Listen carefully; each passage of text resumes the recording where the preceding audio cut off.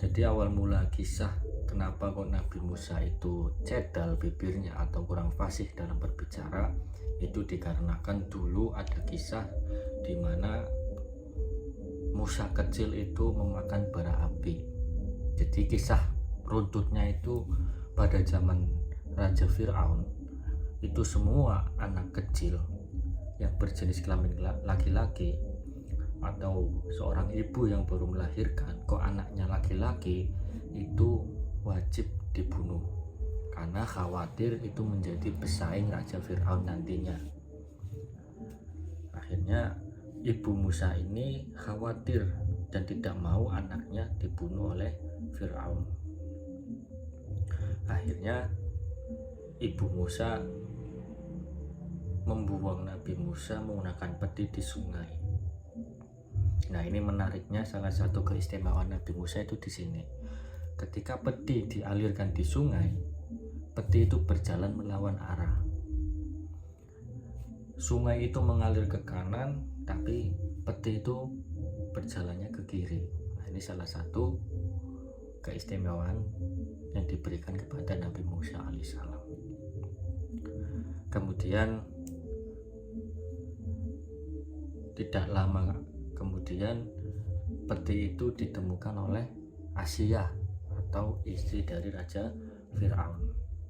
Melihat ada peti yang mengalir di sungai, akhirnya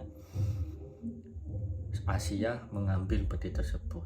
Ketika dibuka terkejut, ternyata di dalamnya berisi bayi laki-laki. Akhirnya diambillah dan dibawa pulang oleh Asiyah dan dilaporkan kepada Fir'aun.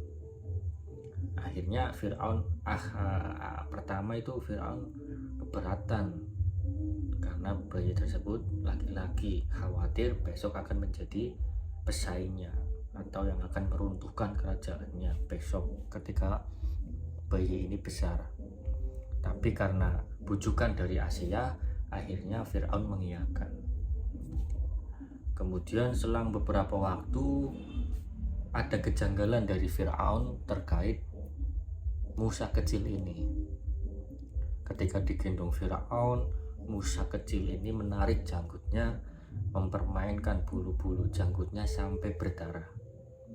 Kemudian terfikirkan oleh Fir'aun, oh jangan-jangan bayi ini yang akan menjadi musuhku kelak ketika besar, karena sudah merasa sejak kecil kok ada janggal seperti ini.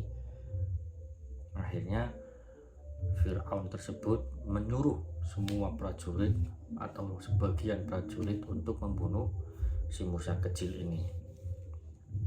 Asiyah mengetahui hal tersebut, akhirnya berkata kepada Fir'aun, masa ana bocah cilik seperti itu kok udah tahu mana yang benar dan mana yang salah. Jenenge bocah cilik ya mesti dolanan, ya wajar dolanan janggut, dolanan rambut itu wajar. Akhirnya timbul Asiyah memberikan saran kepada Fir'aun, oke, untuk membuktikan bahwa bayi ini bodoh atau bayi ini normal, akhirnya diberi pilihan. Bayi itu disuruh dikasih dua pilihan, api sama susu. Ketika bayi itu mengambil susu, berarti bayi ini emang bayi yang tidak biasa, artinya mampu membedakan mana yang benar dan mana yang salah. Kemudian Gusti Allah mengutus malaikat Jibril untuk menepis bayi tersebut supaya tidak mengambil air susu tersebut, supaya mengambil bara api. Akhirnya ketika bayi tersebut hendak mengambil air susu, bayi ditepis oleh malaikat Jibril, akhirnya mengambil batu bara tersebut yang begitu panas dan mencoba untuk dimakan oleh si bayi Musa kecil itu tersebut. Akhirnya terjadilah cedal di bibir si Musa kecil. Itu kisah kenapa kok Nabi Musa cedal atau kurang fasih dalam berbicara. Maka doa Nabi Musa ketika beranjak dewasa adalah Rabbi shrah li sadri wa yassir li amri wahlul 'uqdatam min lisani yafqahu qauli.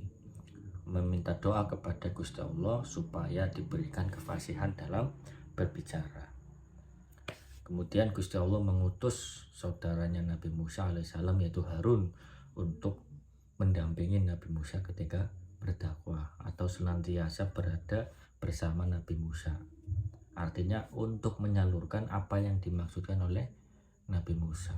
Kalau bahasa sininya ya penerjemah itu. Nah, itu kisah terkait asal muasal jegalnya bibir Nabi Musa alaihissalam.